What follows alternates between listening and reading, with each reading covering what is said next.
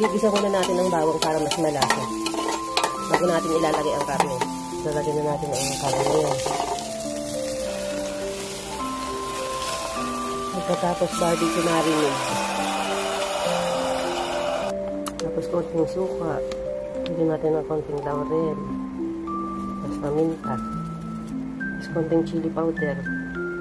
Tapos lagyan natin ng konting ketchup. Tapos tubig. Palambutin na natin siya ng kalahating oras lang. Patayin na natin.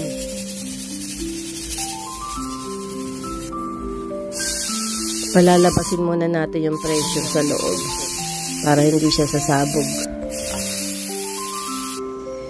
Ayan, bumaba na, wala ng pressure sa loob. Pwede nang buksan. Wow! Sarap na lasa niyan. Lagyan natin ng sibuyas na puti para mas masarap ang lasa. Hindi ko na nilagyan ito, dinagdagan ng timpla ito kung ano yung isang pouch na barbecue sauce. Yun na yung timpla niya. Okay na yun.